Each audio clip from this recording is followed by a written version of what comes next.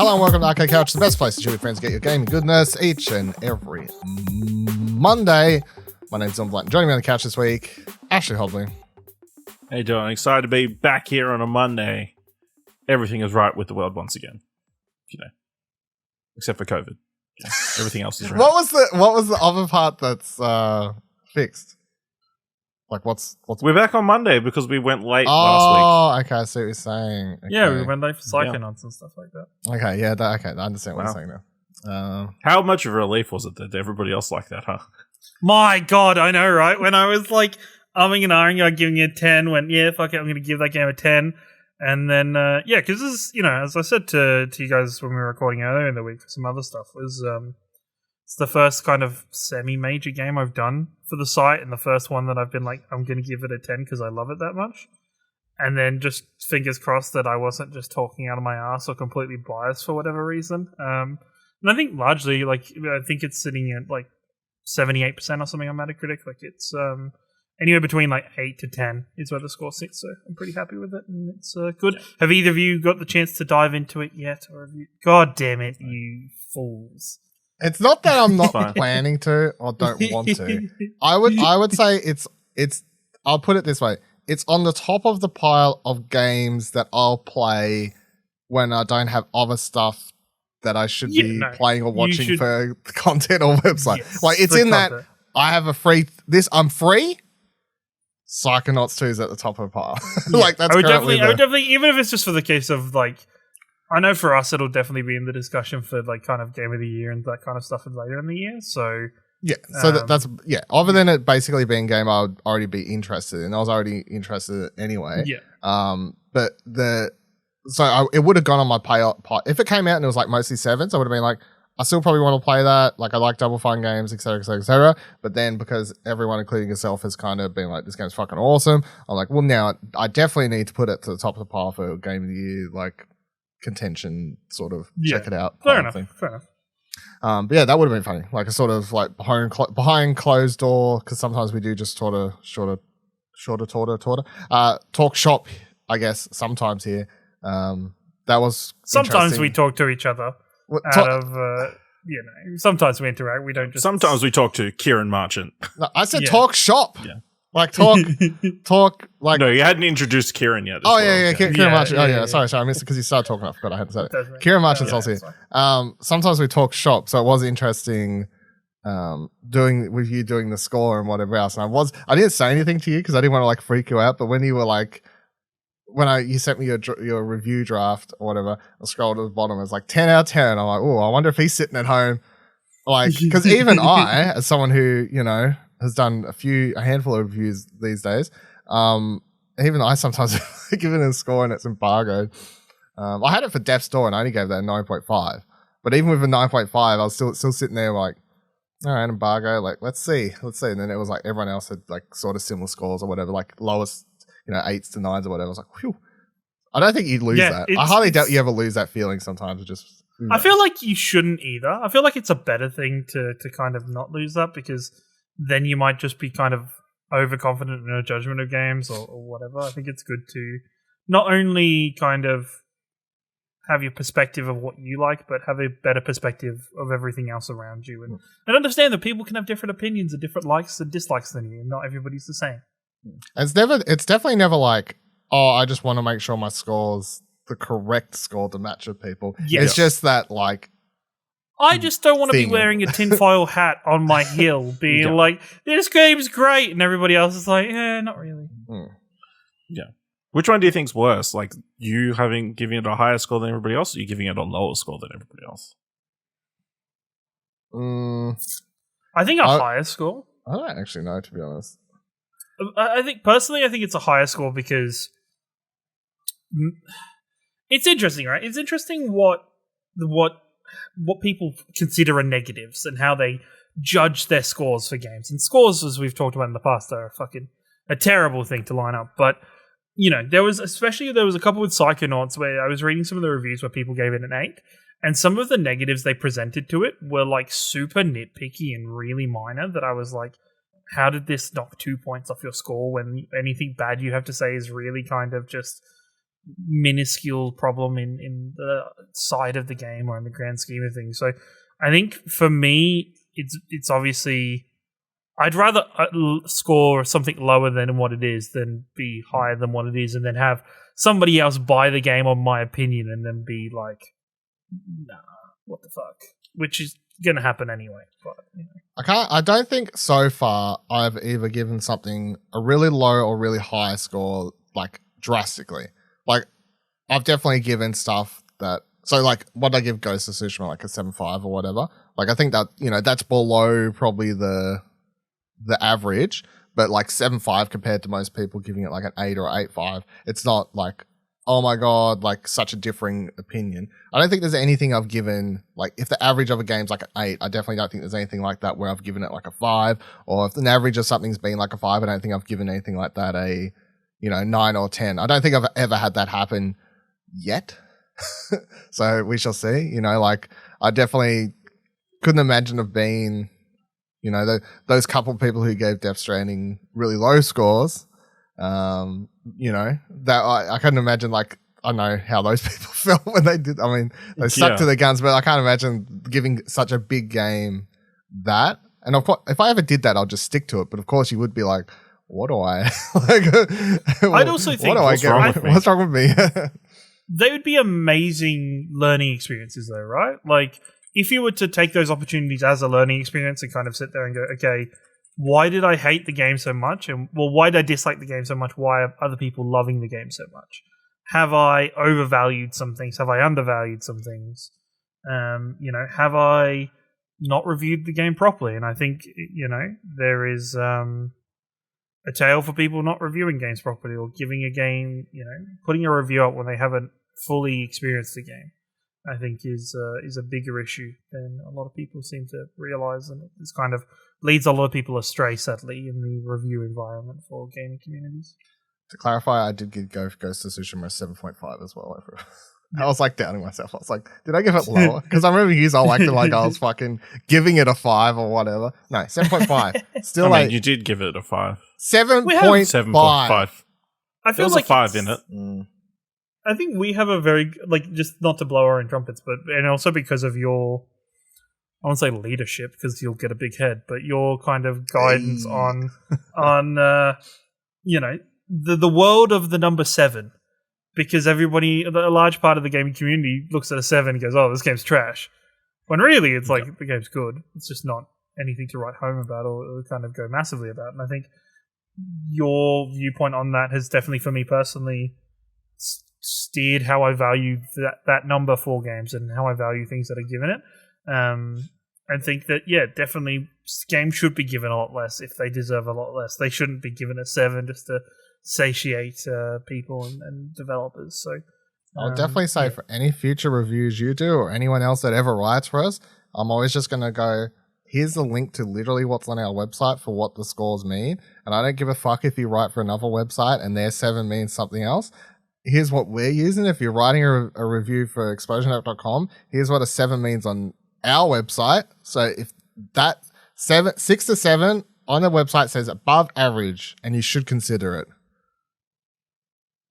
So that's what it means. Maybe on other websites 67 is bad, but yeah, I mean, that's where you get sticky with numbers, because some of the sites have different clarifications, I guess. But which is also one of the complaints I have with like Metacritic and those like general Metacritic type sites, is that it doesn't really make sense when different sites you can't aggregate. If you aggregate all 7s, but different sites consider 7s to mean different things, it's not really aggregating correctly, and that's kind of one of the problems with those. But that's what we do. Anyway, right, one of the interesting ways to that show. Today on the show, it's not really that much. We got a bunch of Gamescom stuff to start off with, and then a couple of little stories after the fact, but we're just going to jump straight into the Gamescom stuff, and that's mostly what's happening. We'll run through the Xbox presentation probably really quickly because there was fuck all there, and then we'll get into opening night live, where the meat and veg of the show was. I think that's the saying. That is definitely a saying. Yeah, so I'm just going to run down through the Xbox one. I woke up at 3 o'clock in the morning, whatever the fucking stupid time was, watched this, put together the article, you know, of all the trailers as I do and all that sort of stuff, and then was like fuck, what a waste of my time. I remember just like going back to sleep for like 90 minutes or whatever, and then just woke up angry that I did that in the middle of the night. I was like, what a waste of my time. Comparatively to opening night live. Xbox. Yeah, I was like, motherfuckers. So here's what we got. You got Dying. Stop me at any point if anyone wants to say anything, but Dying Light 2 trailer. There's like a billion of these at this stage. There's actually another one they did. Like they did their own event later anyway during the Gamescom period.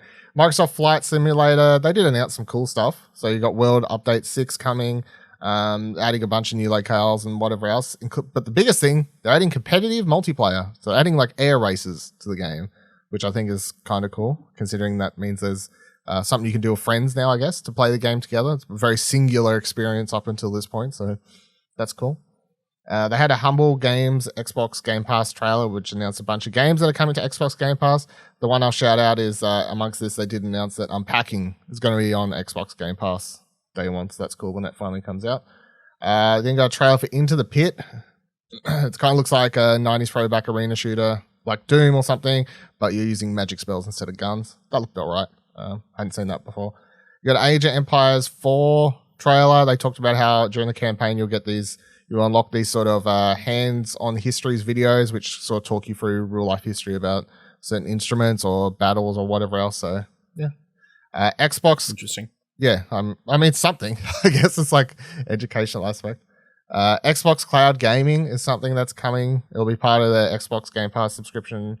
Basically means that you'll be able to turn your original Xboxes into machines that can use cloud gaming to stream and play Xbox Series XS games, and then of course you'll still be able to cloud stream games on your Xbox Series X or S if you want to, like if you've filled out your storage. That's an option. Definitely not something to particularly get excited about in Australia. Another reason not to buy a Series X or a Series S. Yes, yeah. Or it means another reason that if you can't get your hands on one right now, you don't have to miss out on experiences while you wait for one. I mean, there's nothing on that you couldn't play. On what? On your old console. But it would be like improved performance and everything, depending on your network connection, of course. But if it's running on the same infrastructure... I mean, we live in Australia, so... Yeah, so you're not going to run it anyway.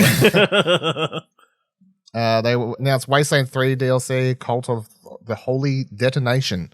It's like the second big DLC they've done. Sea of Thieves is getting a Borderlands-inspired ship called the Mayhem. It's in there now. And September 7th, you can earn that or somehow. State of Decay 2 is getting a new update, new map, 6 bases, weapons called Homecoming. I can't believe... Honestly, this is the one thing. Every time something's shown for State of Decay 2, I'm like, oh, that's a game. Right, I completely forgot. I feel like State of Decay 2 goes into the same ballpark for me as No Man's Sky in very ways, is that apparently... Has it turned around to that degree, though? Everybody that I've heard talk about it recently, who is very few, have only said good things about it now. It very much came out to very minimal to no fanfare, and I can't even remember when it was released. It's just, it's not been that successful. Yeah, it came out and everyone was like, this game's pretty bad. So that's all I remember. And then they kept like updating it since. Stray Blade was announced. It's a hack and slash RPG element or something. I don't know. It basically looked like it was a very early in production game, and the trailer wasn't that hot in my opinion, but it was 37 seconds long. Yeah. It has like some cool character designs in the like key art, but other than that I was like, don't know why this is a thing here. Crusader Kings 3 is coming to Xbox consoles. The updated version will include changes to UI to make it playable on consoles with a controller. Ash is someone who's put a fair chunk of time into that. How do you picture that happening? Not well. That's like the most PC gamer pro thing you've ever said. Yeah. Yeah, I don't know how you could... I'm trying to think of a game recently that's done... The only RTS game that's ever been good on console was Halo Wars. Yeah. And that's a game that was specifically designed to be played that way. And even then, Halo Wars is like unit management was nowhere near the scale of Crusader Kings or like an Age of Empires or something. What was the name of that co-op spy game that we played? Operation Tango? Yeah. That, it feels like that. Like, that's going to play much better with a keyboard and mouse. Yeah. With a controller. Yeah, I don't know. I can see in the trailer that they show some AI changes and stuff, but I never played or UI, sorry, but I never played the original, so I don't really understand the comparisons. Yeah, where's the cursor? Gotta look where the thing is highlighted, so I know when to move left or right. Yeah, put the thing down. Yeah. Oh, I guess we'll see if it's still legally playable in Australia when it comes to consoles as well, or what the go is there. But they did a Psychonauts 2 trailer, which I didn't mind because it just came out, and PlayStation does that in their events too, where they'll be like, "Here's a Ratchet & Clank trailer," even though it's like just came out or whatever. The one thing that I did find weird was like the 10-minute Tim Schafer interview segment afterwards. Nothing against him or like what they were talking about, but I was just like, the game's out, like play your little trailer, whatever. But this seems like a segment. This is the type of segment you do in the lead up, not after. So I don't know. It was just weird. Yeah. There was a few too many of these like prolonged interview segments in this whole show for me in general, but it just seemed it was general filler. Honestly, it was we need to make a show out of when we don't really have much, which maybe Xbox is. I don't know. Maybe Xbox needs to just embrace more of the Nintendo style of doing these if they haven't got much to show but still want to communicate with people. I think this show definitely suffers because of Gamescom and because of Opening Night Live. So yeah, I think. They moved the Halo stuff to Opening Night Live, which spoilers we'll get to in a moment. But it's like I feel like that kind of is a bit. I feel like it should have been in this, and they should have been like, "Hey, hardcore Xbox fans who are tuning into the Xbox event, you get the Halo news." Like we didn't sell it off to Geoff Keighley. Or you just make it tighter, a tighter show. Yeah, all that. It's like, hey. That was or you do this after Opening Night Live. Well, yeah, all that. But I don't know. You then got a Gunk gameplay trailer. I completely forgot this was a game. That was announced like a while back, but apparently it's still coming later this year, December, like a rough release day. So that's good. It looks like still, I don't know. I know there's a lot of people like hyped up about this game. I've always been like, we'll wait and see. But once again, it's a Game Pass game, which I think, for one reason or other, lends itself to being for games where you're like, I'm not sure, it lends itself to probably getting a bit more playtime than it would have if you had to pay for it. After that, we got a bunch of Forza Horizon 5 stuff to end the show with, including the reveal of, I don't know, pretty cool looking Xbox. I mean, I'm up in the air. How does everyone feel about this Xbox controller? I actually kind of like it. I think it's a hot mess, but I would buy it if I. Well, I'm not going to because I just don't play my Xbox enough to warrant playing this controller. But both of the controllers that they released this over this period, as well as the console, I really like the designs for all of it going forward. So yeah, no, I'm down for this. You definitely won't lose it, huh? No. I like it. Where's my controller? I like it. I'm into it. And then they ended their Xbox thing with the gameplay or the opening sort of prologue sequence or whatever you want to call it from Forza Horizon 5. So much like all the other Horizon games, it's sort of a segment where you switch between 3 or 4 of the main cars in the game, and you introduce this action epic thing where there's usually like other people racing you or like big ass vehicles or planes or something show up, and it's just supposed to be this very over the top introduction to the game. It still looks very pretty, still looks very cool. Obviously I was like super hyped about Horizon when they revealed it a couple months back or whenever that was, and this was the highlight of the show because the rest was like meh, whatever. And then I got to the Forza Horizon stuff. I was like, oh, I'm awake now. Let me go back to paying more attention to what's going on. And yeah, I'm still very keen for this. I can't wait.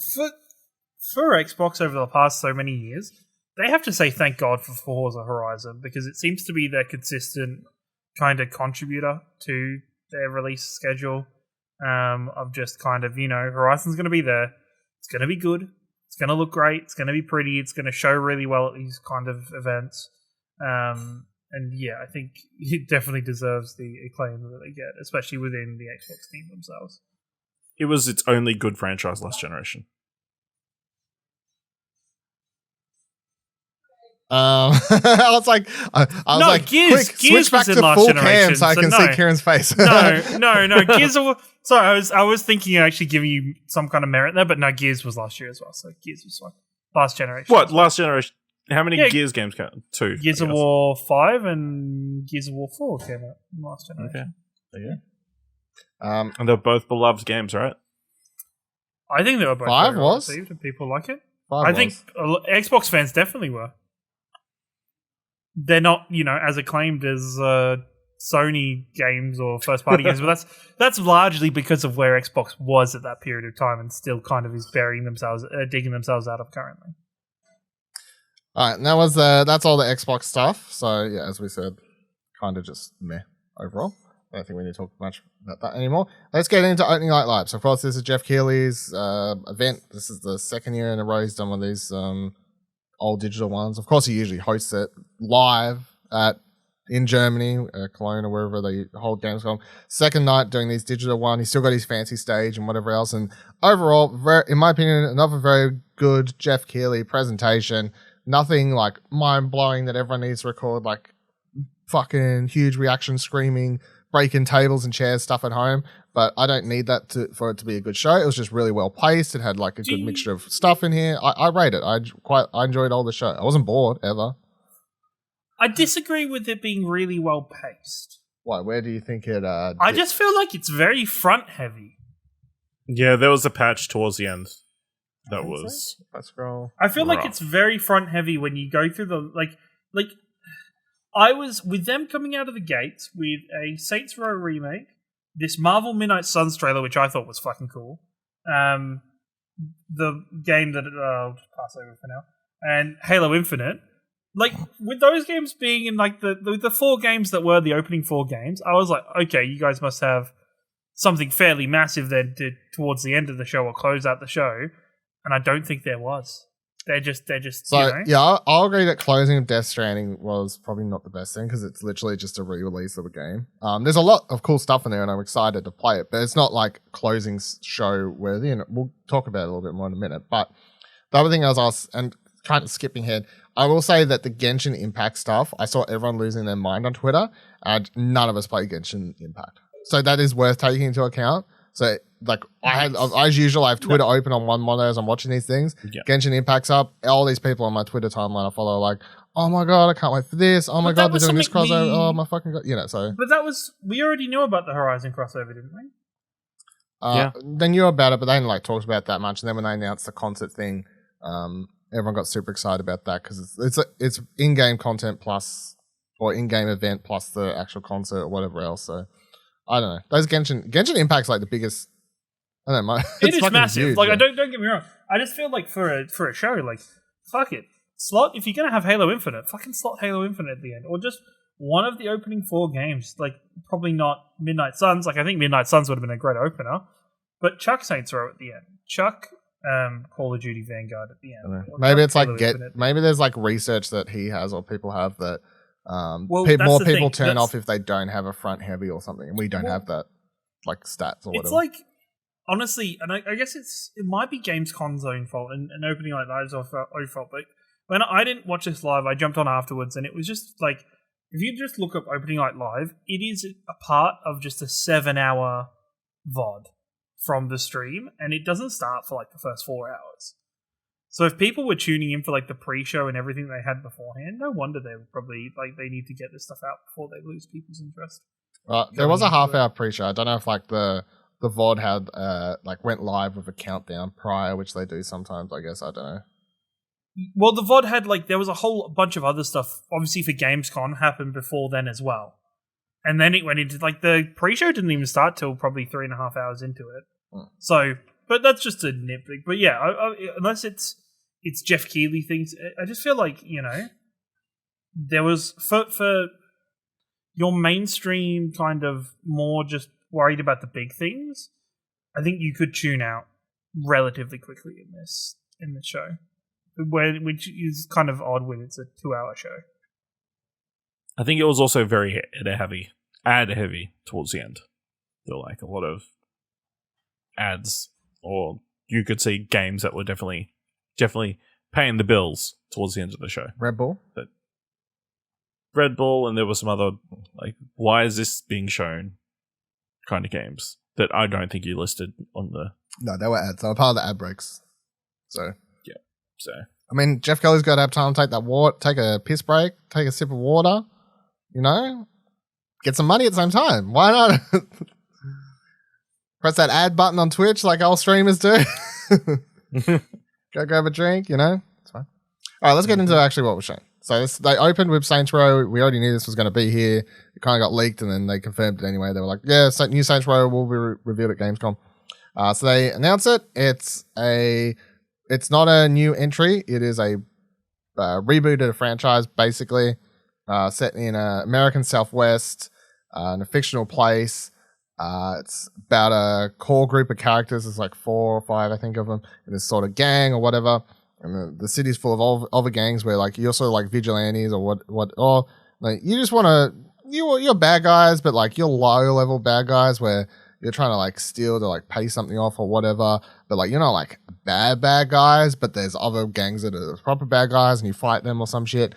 It still has all the quirky humor, I guess, and the silly tone of the franchise. However, the one controversial thing, air quotes controversial, that fans of the franchise have been happy about is that they've toned down some of the really over the top sort of ridiculous adult quotations again, humor, like the massive dildos and whatever else. They said they're not in the game and all this other sort of stuff, which as someone who never cared to play a Saints Row game because I thought they just looked too stupid for me to even want to play them, to be honest, I've got more chance of playing this one because it kind of now just looks more like Crackdown to me than trying to be edgy Grand Theft Auto. So, but yeah, CGI trailer was cool. They showed some gameplay, some bits of gameplay after the fact.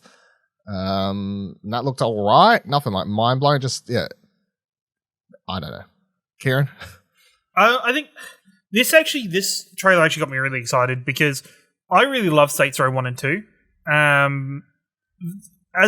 For me personally, as Saints Row got wackier and over the top, and like it got to the point where you start the 4th game, you start as the president and you are with superpowers. You've got superpowers and shit. I'm like, this isn't Saints Row anymore, and so I'm really glad it's taking us back to these gangs and filling it with character. And like the Saints Row 1 and 2 have some really great characters that you get to know throughout the period of time. Like I think there was a decent comparison and choice between Saints Row and GTA at the time of the original releases. And so, to see this come out, I think the trailer looks great. I think the little snippets of gameplay we saw after it, I was not that keen on. I didn't think it looked that kind of... it didn't look that...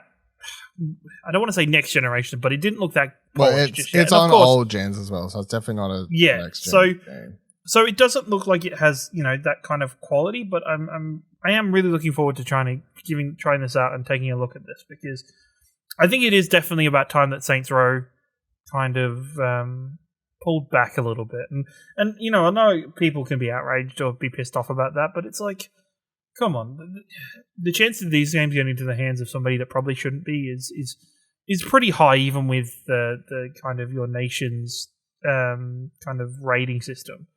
And I think just what's the point of just having hitting people with giant dicks, or just having like just some of the more random kind of. I don't even get the complaints, because if you watch the gameplay and everything, it's like the game still looks over the top ridiculousness. It's just they're like. When they got asked, they were like, we just toned down that sort of humor because we just didn't think it was like that. To me, it looks like it has the same aesthetic as like Sunset Overdrive did. Like for me, in this art style, I think it looks cool. I think it lends itself to the arcadiness now that this game doesn't have a faux realistic kind of art style to it. I think now it's got this more quote unquote fortnightly art style to it. I think it lends itself to the more wacky, over-the-top natures of, Saints Row. Hopefully giving it a new life within all of the gaming stratospheres. Ash, any Saints Row thoughts?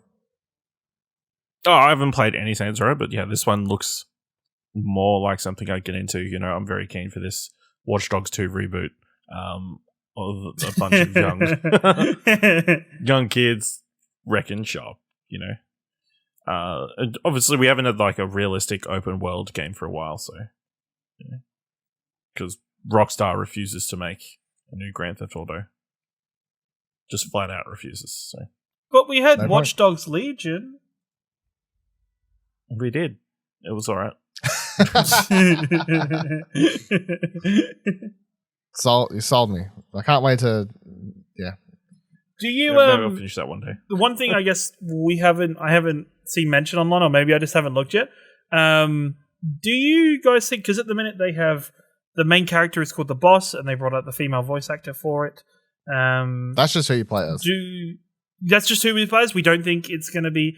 They're not going to cave and be like it's a customizable character that you can be anybody. Unless I'm really hyped if. Yeah, unless they announce another voice actor and there's a male one they bring on after the fact in the full 7-minute gameplay video presentation they brought on after, and some of the quick preview coverage I skimmed for it, interview questions people asked. It's that actress has been hired to play that role, and that's who you play as in the game, and that's the actress they brought out on the Gamescom stage with Geoff. That's and I think it's a great choice to have an actual kind of a lead character for the Saints game to fit in with the rest of the world, because that was one of the things where it was like you had all these overtop characters in the previous Saints games, but because you had a customizable character, they tried to add a bit of personality to it, but it always felt fat. It always felt a bit bland. So no, I'm glad with that direction. I hope, stupid game community backlash doesn't lead to anything changing or anything like that. I don't think so. Then we got Marvel's Midnight Suns announced via cinematic trailer. It is a Fireaxe's new game. It'll be a tactical RPG. You're going to have the worldwide reveal of the gameplay this coming Friday at 4:30 a.m. is when you can watch that, or check out explosionover.com. Sure, I'll have up a thing for it. It's coming to everything, all consoles, new and old. But we'll talk more about the gameplay next week when we get to see it. But otherwise, really cool cinematic trailer. I think we can all agree. And the general setup for people who don't know, Midnight Suns is basically Justice League Dark, I guess. It's the equivalent. They hunt the supernatural. They fight the supernatural creatures, and that's what this game's setting up. They're introducing a brand new character in it as the villain they talk about that Marvel worked with them to introduce or whatever. And yeah, we'll have to just see if the gameplay lives up to it. But Fireaxe is known for quality tactical RPG stuff, so I don't think there's much to fear. We just have to wait and see how it goes. But yeah, I love the trailer. I thought it looked really cool. There's a bunch of characters I'm keen as to play in here that you just don't see in other games or properties like that. I hope it's a little bit more darker and violent. Hopefully it gets at least an M rating or something like that, not quite the PG or something. I'd appreciate that. Ash, what do you think of this one? Yeah, I'm definitely on board. I really enjoy the XCOM games and that kind of thing. So add a coat of Marvel paint on top, and that's pretty interesting. Such a weird choice though, Midnight Suns, which is a very obscure Marvel team. So it very easily is let's do X-Men, let's do Runaways, let's do Young Avengers, let's do all these other teams that are probably more notable. Let's do something that definitely won't be a TV show or movie anytime soon. Or let's not with X-Men. It's they've already done X-Men games of kind of similar. This does give, when you kind of look at the trailer, it does give me Ultimate Alliance kind of vibes in many ways of just the scale of the team and stuff like that. So I think to have it as something completely different and set it to itself, I think it gives you your own playground to play in. You don't have to worry about somebody else's kind of ball coming into your yard and ruining it for you. You've got your own place to play, and you can mess around with characters without people having to be well, no, that's not how that character acts. You've got some kind of license to play with these characters a little bit more freely. Yeah, and they're using characters that would probably make sense for a strategy game. Doctor Strange, you probably wouldn't want to play in any other type of game. It'd be kind of weird to use him in any other context. So yeah, I'm on board. Definitely keen to see more of it whenever we can. This Friday. And then whenever after that. I'm definitely more keen for this, I would say, than any of the other Marvel stuff that's kind of been announced so far. More keen for this without even seeing gameplay, sort of, even than the Guardians game currently. If I had to rank of the upcoming ones, I would say this intrigues me more than a Guardians of the Galaxy game. Maybe because it's a brand new like it's a very different team and setting and just something we haven't seen in the movies or something. Like it doesn't feel like the Guardians game just feels like they're trying to recreate Guardians but in a video game. I'm like, yeah, okay, cool. Yeah. Whatever. At least this is something really different. At least with this as well, it's like they've already said like the hunter is the main character of the game that you play as, or that is the main character, but he's very customizable with abilities and what it's a brand new character that they've introduced. Yeah, exactly. So which I think gives them a lot more freedom and gives players a lot more freedom, because I think that is one of the only issues with superhero games based on Marvel or DC is that you can be a bit confined to what your characters can do and what they've previously been set out to be able to do. So I think to have the hunter in as the lead character for this is very good for the game itself and its outlook for its future development. Also smart to do supernatural stuff, because then you can just murder everybody and not feel bad about it. It's true, right? True. I mean, that is a factor. So then we got to Call of Duty Vanguard. And I'll point out what I put in the top of my article here on the thing, which is that in case everyone forgets, Activision's currently being sued by the state of California, and we had an update this past week, which we don't really need to talk about, but I'll just note it here.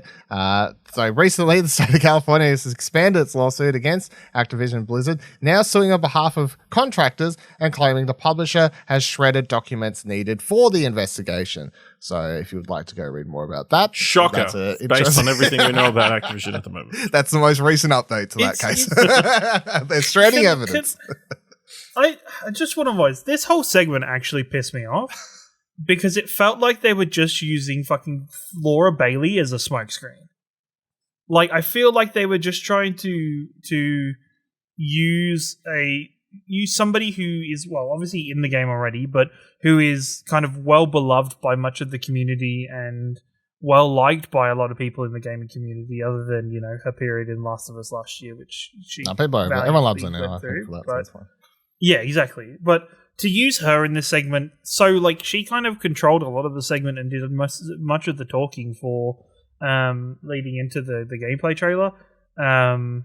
For me, it just came off like it was like a PR smokescreen stunt to kind of distract people from realizing it's Activision. That just annoyed the shit out of me.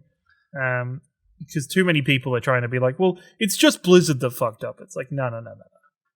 Activision have their part to play in this as well. I don't think I saw anyone. So my Twitter feed was just, when this part was on, it was mostly people just saying, this is fucking weird. Like, everyone's like, I can't really, like, why are we watching this, or what are we doing?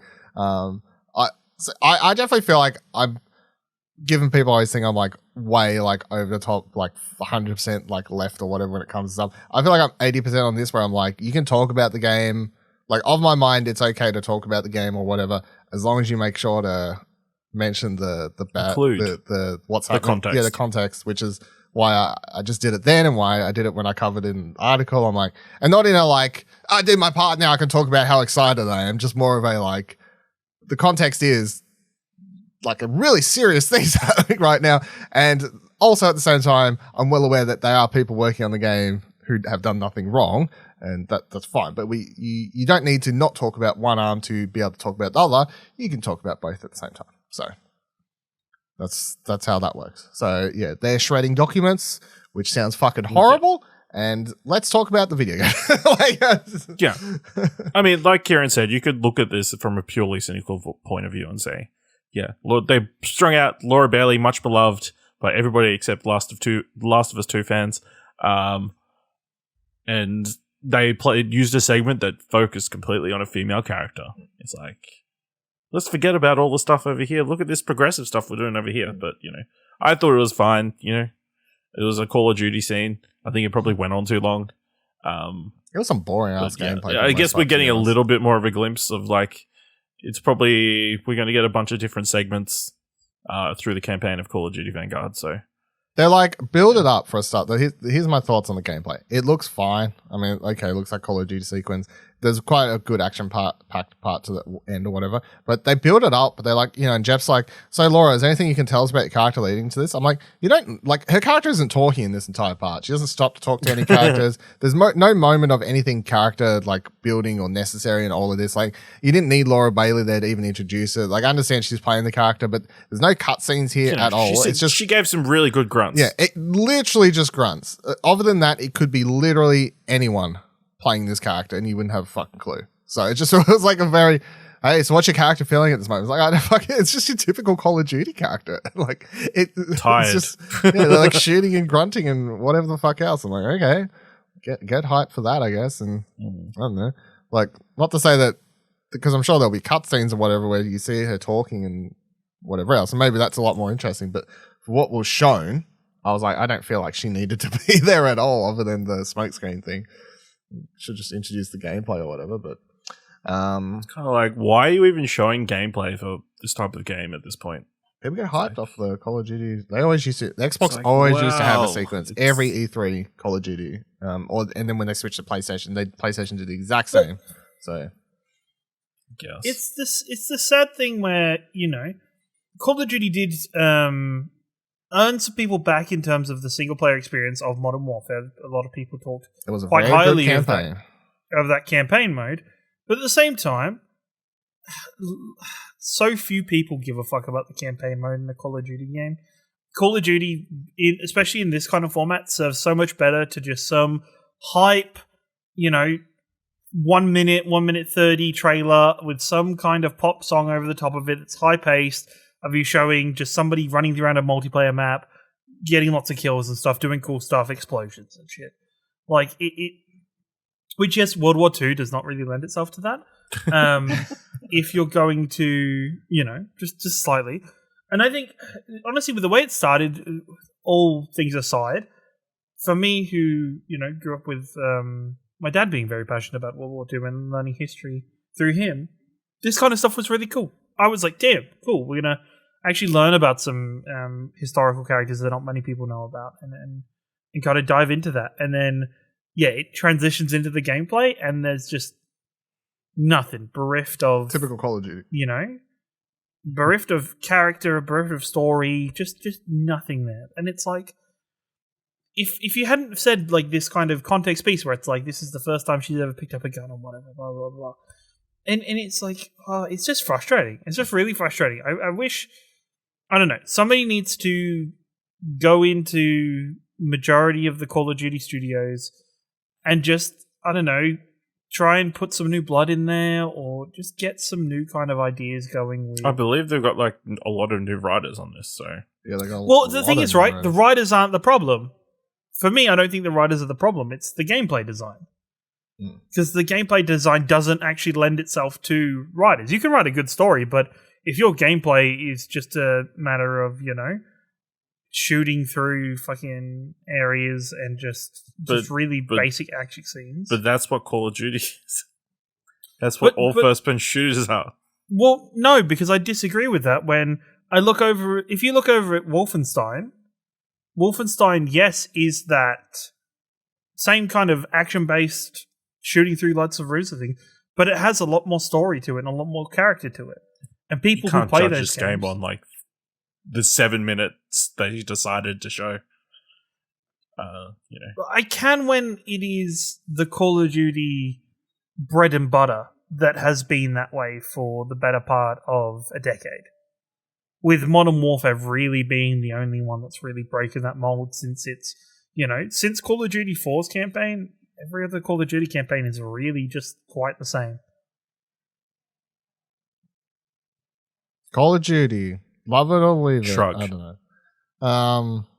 I played like a little bit of the alpha thing that's up, by the way.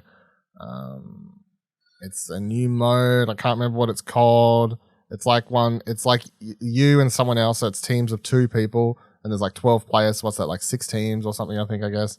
Yeah, that sounds right. I guess so. 6 teams, and then you randomly get put into. It's like one big map broken up into a bunch of different smaller maps spread around it, but you can hear the other people fighting, and you're dropped into these small arenas, and you're given like a minute or something like that, and you got to try and get 2 kills on the other team or timeout or whatever, and you start with like 12 lives, and then you win by being the team to survive the longest. So after a round ends, it randomly teams you up with another team, and it'll say like, you've got like 12 lives remaining, they've got like 10, and you can bring their lives down, and then it rotates you around. So it's a different...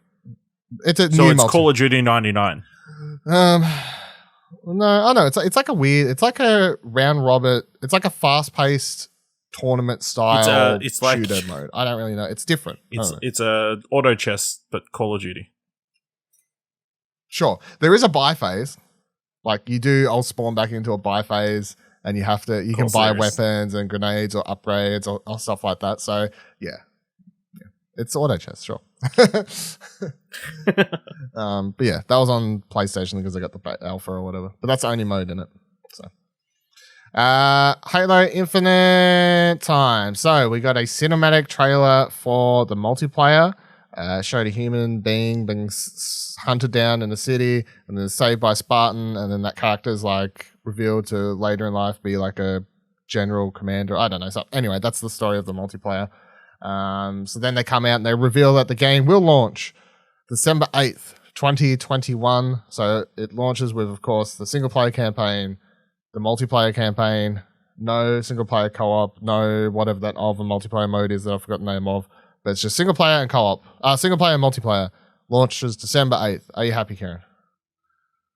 Yes, I am actually. I think for multiple reasons. I think one, the multiplayer looks and I appreciate looks like it's going to have taken some of the best bits of other free-to-play games that have been around in the last couple of years and applied it to the Halo universe and build that. And when you already have a really well-built universe as the Halo universe, fuck yeah, do it. Like just to see that kind of the way they talked about it and the way they showed that trailer was, that trailer very easily could have been the trailer for a lead-in for a part of the campaign. But when they're like, no, that's the story that we're going to be taking a look at in the multiplayer, and this is going to be a character that you're. Well, it's like season 1 trailer or whatever. Like. Yes, season 0 trailer. Yeah, season 0. Yeah. And that shows that they've learned from Apex Legends, where there's like quite regular story content and a built-in story into the game, and you tie that into it. And where Fortnite's gone to a certain extent with having stories in it. I really like that because I think this is a fantastic game to do so and a fantastic franchise to do it with. I saw the hottest take I think I've seen in fucking ages the other day. When I saw, that's a pretty hot take to say that. To say it's the hottest take I've seen.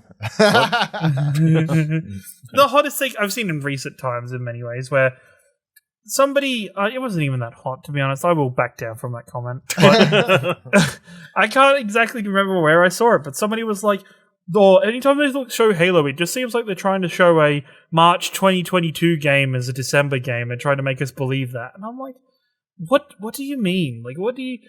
And I think one of the big points in the comment was like there being no Forge mode and no co-op multiplayer mode. I'm like, Halo 5 didn't get its Forge mode implemented at launch. I know that definitely was delayed.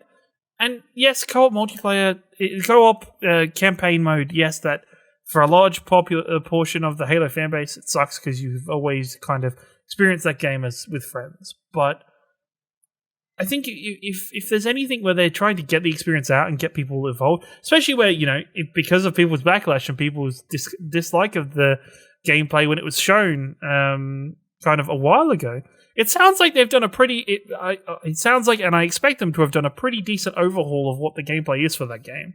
And so to do that, and then to at the same time of trying to get a somewhat near release date, and then have to worry about not only balancing that game mode for one player to run through, but for groups of potentially 4 people to run through, I think it's much, much simpler and much kind of better off for them just to focus on the single player, get it polished, get it looking great, get it as a kind of a well-running machine, release it, and then later down the track, get people to jump in on co-op. How do you feel about us not having a single-player trailer for, like, ever? Or gameplay? I don't mind. Single-player gameplay. I don't mind just because it is Halo. because you kind of know what you're getting with Halo. Yes, they haven't set anybody's mind at ease since the last time we saw gameplay, and people were quite annoyed by it. But at the same time, I don't think it's going to be... For me personally, it's not that big a deal. But at the same time, I'm not the type of person that they're trying to win over. I would have been getting this no matter what. I would be playing Halo no matter what. Winning over people, they definitely probably should have had more gameplay trailers. They probably should have showing more. I don't like the excuse that was used that they didn't want to show anything from the campaign at Gamescom because they needed all the time to put some polish and put some quality kind of aspects to the campaign. But at the end of the day, I'm still excited for Halo. I'm glad they've given it a release date. We'll see as we get close to that release date if that release date sticks. Recent history is a bad thing for release dates on games, and it can mean a lot worse than it does. So I hope all the best for the team working on it, and I hope all the best for Halo coming out to a warm reception by fans and newcomers to the franchise. Any Halo hot takes over there, Ash? I mean, it's interesting they didn't show anything from the campaign, to allay people's fears, or like any gameplay. They could have just shown the exact same gameplay, but obviously polished. I think people would have been like, oh, cool, they've actually done something. Cool, as a multiplayer trailer. I don't know how much people care about a story being in the multiplayer for Halo. But yeah, it's fine. People are going to play it anyway because obviously it's on Xbox Game Pass, so they could release it in any stage and people would play it. And the multiplayer, you don't even need Game Pass for. It's free. People are going to play it because it's Halo and it's one of the biggest gaming franchises of all time, but not just the Game Pass part, but yeah. No, it's only the Game Pass. So then they announced 2 other Halo. I think there is a real chance that they could still just release the multiplayer and the campaign gets delayed. Still. I don't think they would have set the date because I just don't think so, but we'll see. Then they announced a controller, so you got a Halo Xbox Elite Series 2 Halo controller was announced, and then you got a exclusive Halo Infinite limited edition Xbox was also announced. Xbox Series X, to clarify. Yeah, good point. Kieran, are you spending money on either of these? Did you try and get either, or? No, I didn't. I think that you're asleep. They're all gone by the yeah, that's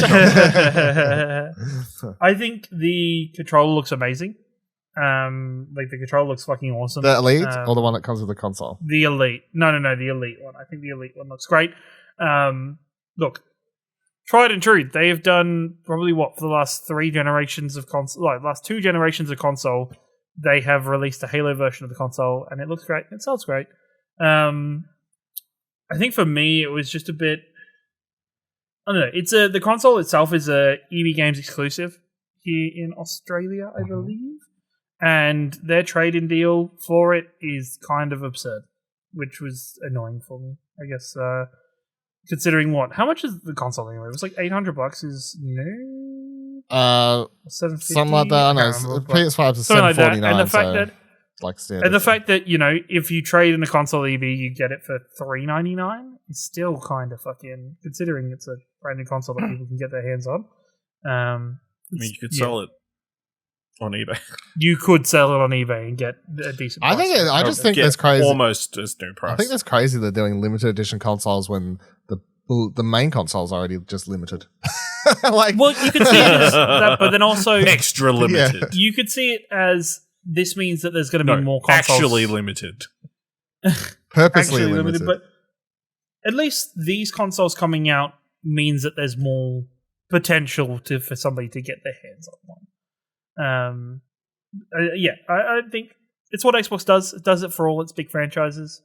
And I think it is a good looking console overall. Next up, they had Cult of the Lamb, the next game from Massive Monster. They had a trailer for it. I think this was like one of those weird, interesting things because they began teasing it on Twitter and whatever, and they kept posting like lamb pictures or whatever. I'm like, and then I had like that brain thing where I'm like, wait, they never actually announced that game because I played this at PAX in 2019. And I remember then they kept being like, yeah, we're not really advertising it, so just, like, I don't know. They were basically being like, try not to talk about it, but like you're on PAX show floor, so like, what, you ain't having people sign embargoes or whatever. It's like, it was a weird one. So yeah, I mean, I've played this already, which is weird, but it's a cool game. You basically play as a lamb who is trying to stop like satanic beasts, but then also sort of becomes a cult leader by himself because you save animals and then they all want to like pray to you, I guess, as their new god and savior or whatever. It's got as they do. Yeah. So you come back to a base. You sort of like you bring people back as you save them. You set up camp. You build like it's empty when you start the game. Like when I was playing it at PAX, it was just like an empty space or whatever. And the demo ended when she brought a few people back or whatever. It's randomly generated, sort of, I guess, a dungeon crawler to a degree. Like as you go out, it's randomly generated, and in the trailer you see boss levels and stuff that I guess you come to after a degree or whatever. But yeah, it's like saving animals, hack and slash gameplay, really cute art style mixed with outrageous violent shit. I don't know, it's like, it's really, I'm all about it. I think it looks really, really cool. Kieran, are you a cult leader? Do you want to be a cult leader? Aussie game, by the way, everyone. That's the other thing. That's Aussie game, so definitely if that wasn't clear from at the same time, I don't know if I want to be part of a cult of a lamb, Like, why can't I be? You don't want to be called the sheep. I just want to be like cult of the lion or some shit. No, I think its artwork looks great. It's a play on people calling followers sheep. The sheep is the leader. Dare. No, but no, I think the artwork looks great. I think the style is really interesting. It doesn't seem like my type of game. But it would definitely, I think it would be a suitable fitting for anybody who does enjoy cults. It does enjoy any kind of these more 2.5D kind of hack and slash games. And I think it fits in right with almost like Death's Door in many ways. That has already shown hype this year. So Evolve is publishing this, I think, now. So yeah. Yes. No, it's Team 17, isn't it? Was it? Fuck, I thought it was No, Devolver. I thought it was Devolver. It's Devolver. It's Devolver? right there on the right there on the trailer. Devolver. No, Team 17, somebody else. My bad. Yeah, I'm really keen for this one. Getting very much Binding of Isaac vibes because obviously that game was very violent. Although you may not have thought it, like looking at it, had very much religious undertones. So this has a similar kind of thing. So maybe a little bit more overt, but yeah, I'm definitely keen for this one when it comes out. I just like how they made this game. They're like, our other game, Metal Blade. Adventure Pals, which you play as two buddies in a colorful world platforming. Yeah. Death calls. Yeah, and I loved Adventure Draft, and that was a fantastic game. No, what was the one in the middle? You can't die, or like, yeah, that wasn't fully them. It was like by the artist or something. It was like the dude who did the art for Massive Monster or whatever did the art, but I don't think they developed it. It was like a co-development thing or something, I think, or whatever else. But yeah, I just like how they went from like a game where you're literally like a kid with your friend Giraffe to sheep, fucking satanic cults. Never give up. That was it. Yeah, which I never finished. I did give up. Unicycle Giraffe. That was the other one. Yeah, I played that. That was fun. Mega fan over here. Then they did Midnight Fight Express, which is a 2.5D brawler. It looks fucking, I don't even know. Look, it's, at first I was like, oh yeah, just a brawler or whatever. But as the trailer continued, I was like, the extent of what you're doing in this game just amped up, where I'm like, oh, now there's like weird cult shit in this game as well, and there's some Hotline Miami looking stuff and whatever else. But yeah, it just looks like every action genre speedboat level. Yeah, I know, it looks like a lot. Like it starts very simple, and then by the end of the trailer, you're like, what the fuck is even going on in this game anymore? But yeah, I'm down to play this, or at least hopefully it's good. This looks like something I would enjoy. Ash? Yeah, I'm definitely keen for this one. Again, it's crazy that this is being made by one dude. Yeah. Yeah, it just looks crazy. And I'm looking, summer 2022. Summer 2022. Karen? Summer America 2022. Like your type of game? I think the most interesting point for me of watching this game was actually the character animations. I think just the pure range of different combat animations that they were throughout the trailer was really impressive, considering a lot of these games generally built up over the same maybe 10 to 15 different animations for punching and kicking somebody. But when the guy's like doing like a backward arch and shooting somebody else across the map, or different body movements when they're mid-fight, I think just lends itself to be a more engaging gameplay experience for the eyes, as well as for the kind of how it kind of locks in with you while you're playing it. So, definitely looks like something to be look forward to and to jump into when it comes out. It's coming to Game Pass. There you go. Then we got Teenage Mutant Ninja Turtles, Shredder's Revenge. They revealed that April O'Neil will be a playable character in the game, and then they, after giving that good news, they delayed the game. So... Yeah. I mean, it's already been delayed, right? No, they announced it at the end of this, I believe. That was the first time I remember seeing or hearing about it. So at the end, it's like, oh, release date change. But yeah, April O'Neil in the game. Play as her. Still keen for this game, obviously. I mean, yeah, just looks like more cool Teenage Mutant Ninja Turtles. So, I mean, if the key thing there is it opens the door for you to be able to play as Casey Jones. That's true, and which will probably be a thing that's added down the line as well. Also, shout out to the fact that April O'Neil was also added to that Nickelodeon Brawlers game. Was announced as a fighter for that as well. Wow! After this. trying to steal their thunder. Basically, yeah. So now it's delayed till 2022. New date incoming.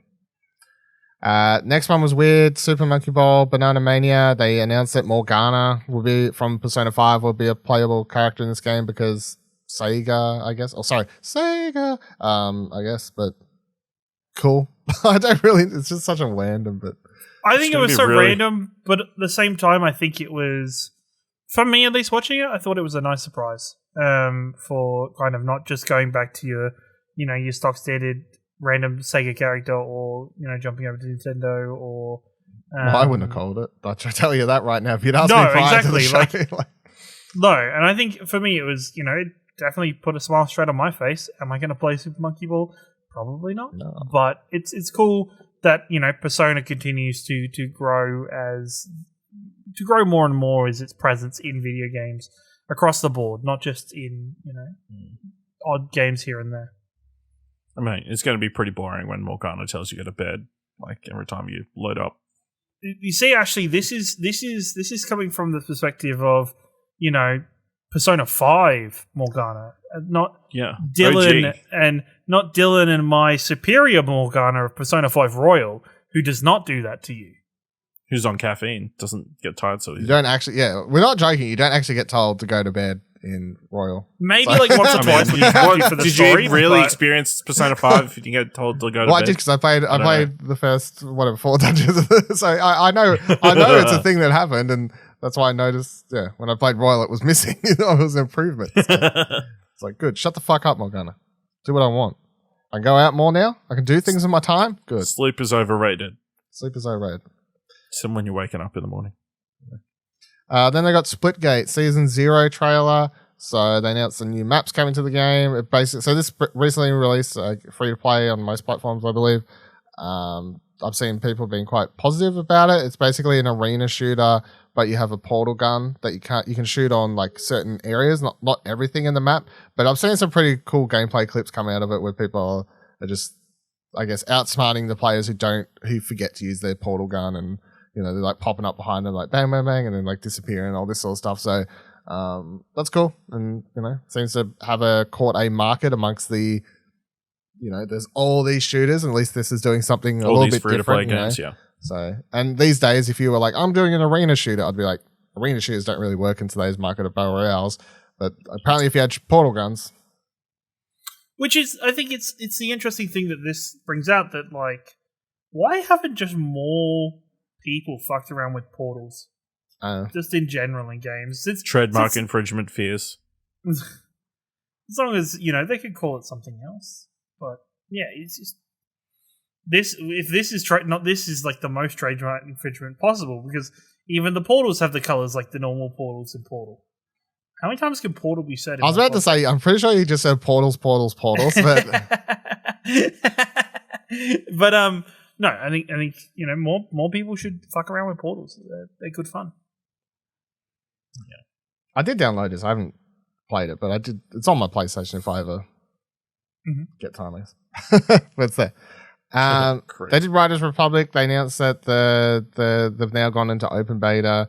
So that's a thing. I don't remember where it ends. But they basically played a very long trailer to announce that you can play the beta.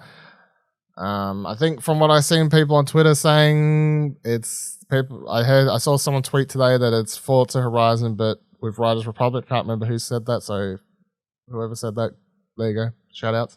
But that was something I saw on Twitter timeline today. I'm like, I don't know. I was already intrigued by the game, I guess, but that's a good way to pitch it if that's the way people are gonna be pitching it to me. But yeah, so that's the thing that's happening. They had this Sentry Age of Ashes show up in the couple times here actually throughout the whole fucking show. I think I've seen like 4 trailers for this. So someone's paid marketing for this throughout the whole of Gamescom. Lego Star Wars: The Skywalker Saga got a brand new trailer for that. Actually got a sort of updated release date, which is now our autumn 2022. So I guess sometime between January, February to March or something like that. Looks good. Looks like I know it's weird to say like a Lego game looks good because most people I guess would be like they all look the same, but there's actually some moments in this that does look slightly better, like background wise. I guess looks better than some of the other Lego games of recent memory. Well, the first one's going to be like 10 years old. Oh, it's a fucking PS2 game, so yeah, so very, very, very, very, very old. And I'm keen because. Yeah, I never played any of the re-releases, even though I played the originals obviously on PS2 and stuff, and I never played any of the complete trilogy or any of those ones they released. So it's been a while since I played for those sections, and the versions of those in this game is like new, so it's not like they've remastered those ones. They've it's redone gameplay and redone like Phantom Menace stuff and whatever else. And then I really enjoyed the Force Awakens Lego game. Like I played that to 100%. I got the platinum. I got all the trophies in the DLC and all that as well. So I really enjoyed that. And they didn't do a Lego game for either Last Jedi or The Rise of Skywalker. So I guess there's 2 other things here. So yeah, I'm definitely keen for this. Yeah, I'm definitely keen to see how they adapt those 2 films. And especially Last Jedi. I'm like, how do you adapt Last Jedi? I mean, they used a lot of Last Jedi stuff in the trailer, so. Well, they always just added stuff in their Lego games for parts you like. There's no action in this scene. What do? They just add enemies. Like, they've always just sort of done that. They just add enemies where there wasn't any, and they give you something to do. Or platforming segments or something like that. But yeah, in the Force of... Lego Star Wars, the video game, it came out 2005. There you go. Fucking, it's like a million years old. Because one of the things they added in the Force Awakens was you had, like, cover-based shooting. Like, not hardcore third-person shooting, but you could get behind cover and, like, pew, pew, pew and stuff. So it has a bit more advanced mechanics for a Lego game, I guess, these days. Yeah. They then had a trailer for Synced Off Planet. Okay, I don't really know why it's a game. It's like, there's one of those trailers I watched and I go, I think I've seen this before and I still don't know why it's not doing anything for me still, so... It's one of those weird Geoff Keighley games. Get going, I guess. Hey, get excited about this. Get excited for this. I'm like, I'm not really, but... then you got a trailer for the Outlast Trials. So this is Red Barrel's latest entry in the Outlast franchise, which they announced like a year ago, I think, at this stage, but we hadn't really seen anything from it. It's the multiplayer one. So it's, it's a prequel. You're like...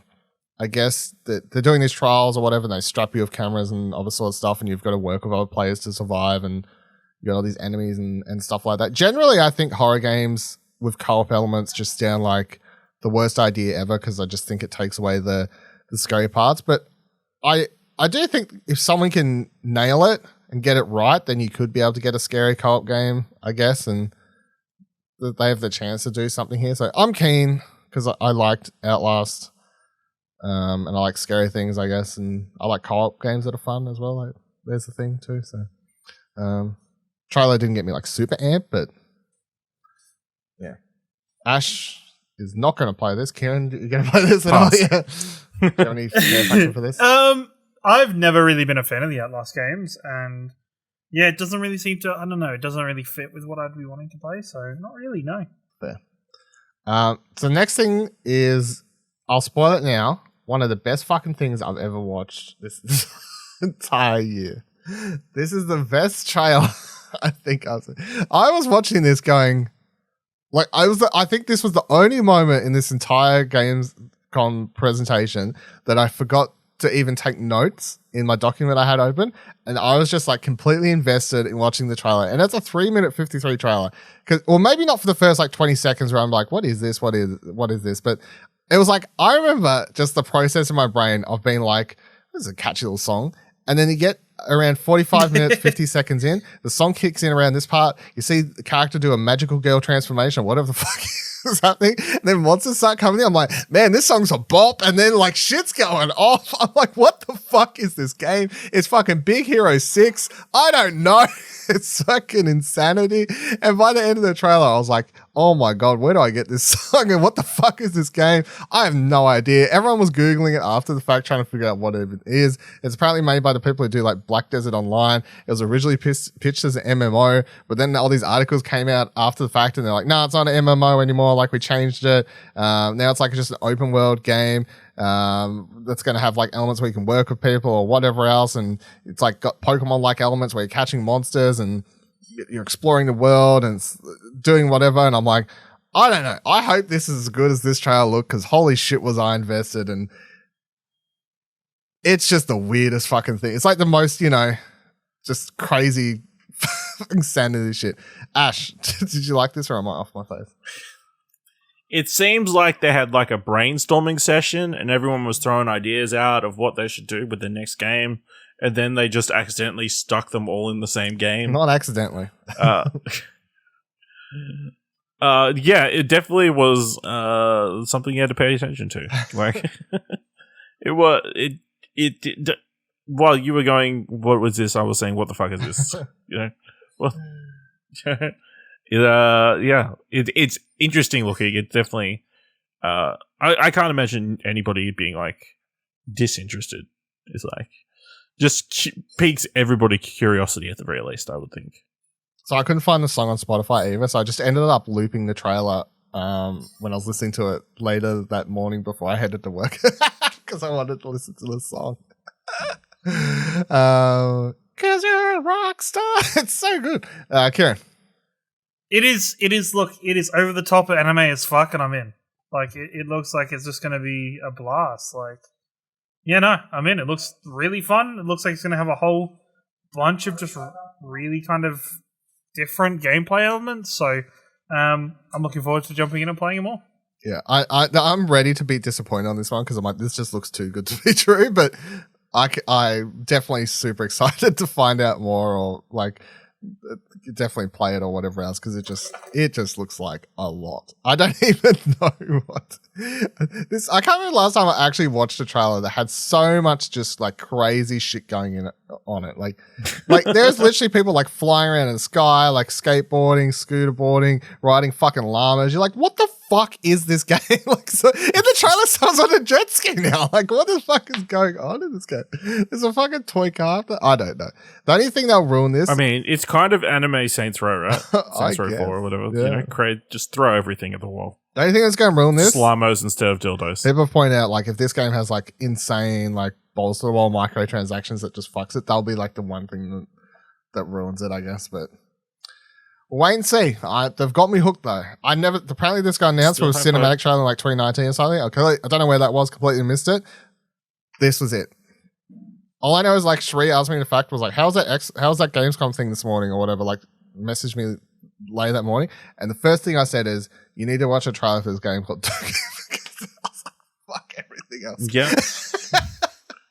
What was her response? I know. She was like, oh, no. She just said she'll watch it later. I forgot to ask if she actually did. But she never did. The fact is, that was the first thing that came to my head. Wow. I was like, fuck the rest of the Calling her out here on the podcast. I don't know if she did or not. You know, this song was like, it was a remix. 2019. It's a remix. It's a remix. That's crazy. How good, though? It's called what? It's so good. It's so good. Fucking bop, eh? Anyway, fuck the rest of the show. That was the best thing. Then we got Jurassic World Evolution 2 trailer. Yeah, another one. Gameplay, park management, get excited. Dinosaurs, guys. Far Cry 6 trailer. Another one. I'm fucking over these Far Cry 6 trailers. I know I've said this a million times. Although we got a break. We got a reprise because there wasn't like many game events after the about 13 we had early in the year during E3. And now Gamescom's back. They're like, oh, here's another trailer. I'm like, fuck, I forgot that I hadn't seen a trailer for like 2 seconds there. So yeah, I don't. Far Cry 6, it's still a game that's coming out, everyone. Vampire the Masquerade Blood Hunt. So early access period for this bring in September 7th. This is the Vampire the Masquerade Battle Royale that's coming out. I'm keen to try this.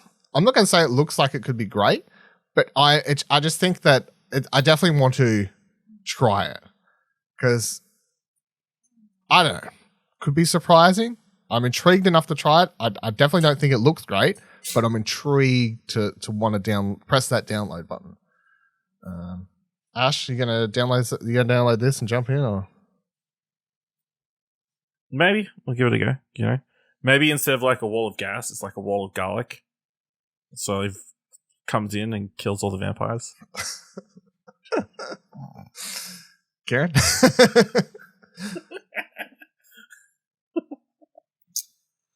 I just before I started talking, this game already hurts my soul. What? Because it's like, why? You love why Battle do we Royales. need a vamp? Why do we need a vampire? They're your favorite genre. Masquerade. Battle Royale. And then I said that, and you're like, I'm on board. And then you said that, and I was like, actually, just made this work.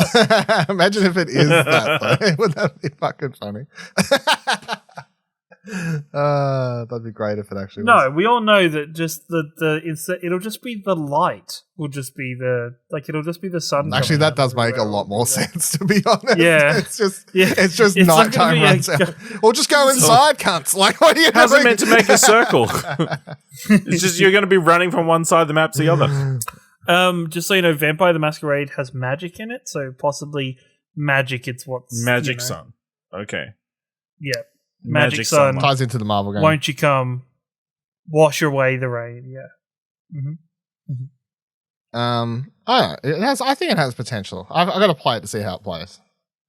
It just hurts after the actual mainline game got delayed. It's like, okay, even though it's a different team. Everyone was shitting on that one anyway. Oh, it looks terrible. Blah, blah, blah, blah. Looks like a PS4 game. It's being developed for PS4. What do you fucking want? I was going to say, it was a PS4 I think they game. said it looked like a PS2 game. Yeah. So. Next thing they announced was Park Beyond. So this is a roller coaster, like sim management thing, but it's not really a sim because you can build absolutely insane rides where like fucking sharks or octopuses, whatever the hell else, like jumping out and grabbing you or whatever else. Not really my sort of genre that I get hyped about. I can play these sorts of games, and if I like them, I like them, but it's not something I like seek out. So I didn't get super excited about this. Does this do anything for anyone else?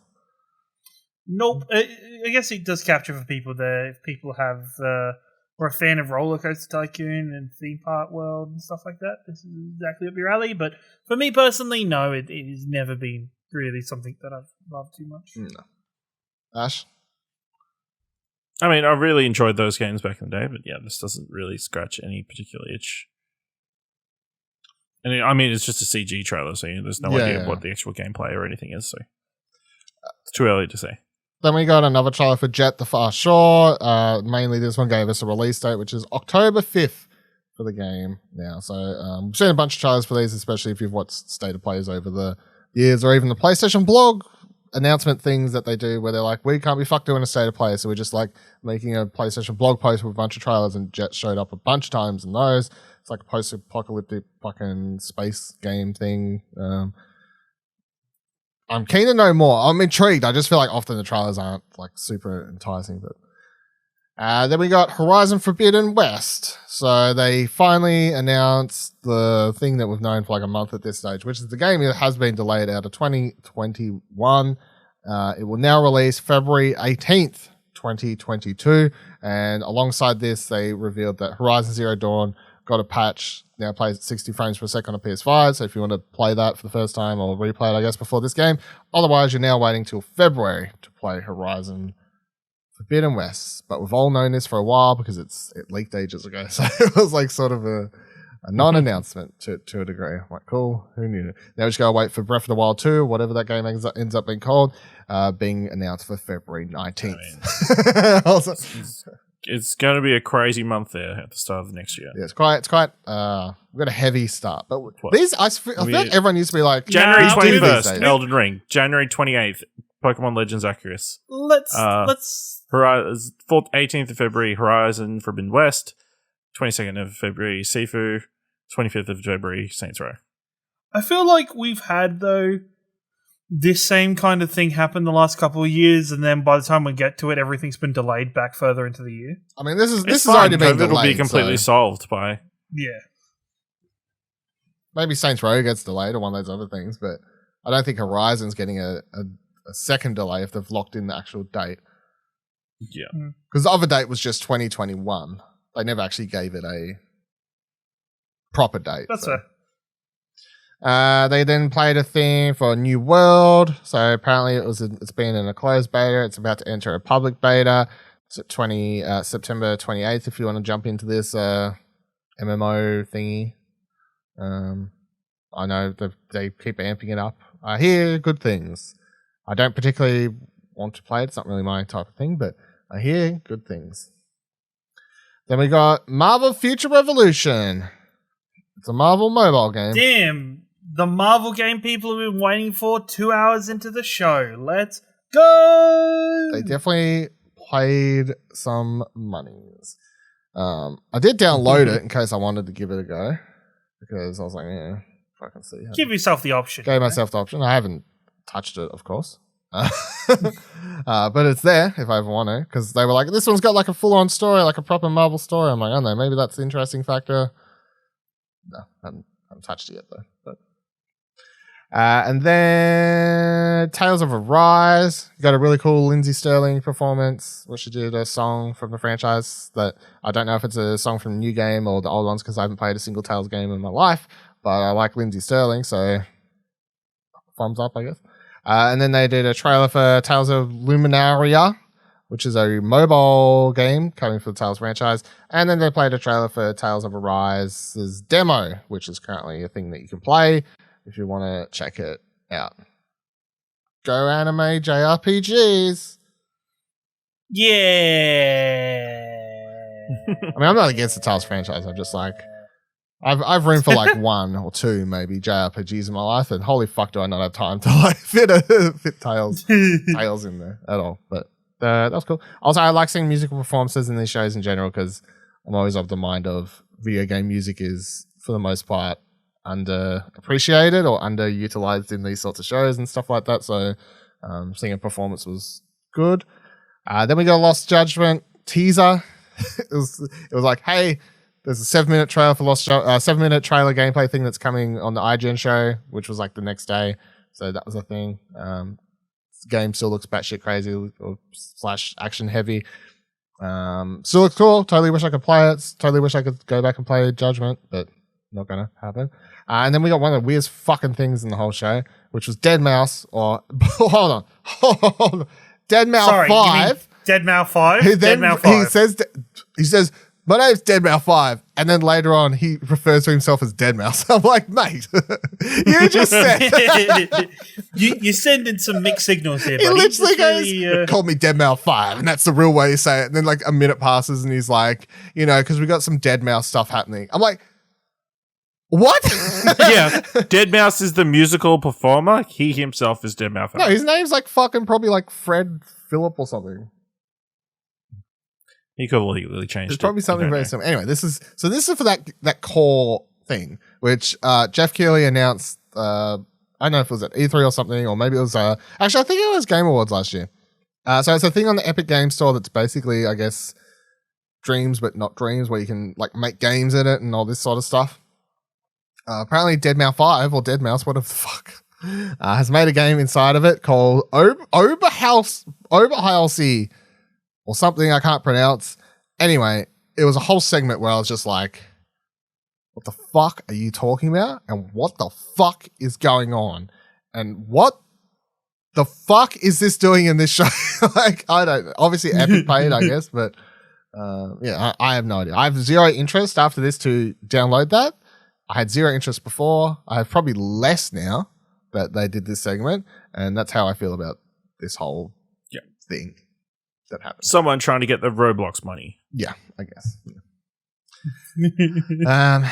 They then announced Fall Guys Ultimate Knockout. You're going to have some Jungle Book skins coming to the game soon. You're going to have some Mowgli, Baloo, maybe someone else I missed amongst it all. Fucking King, what's his face?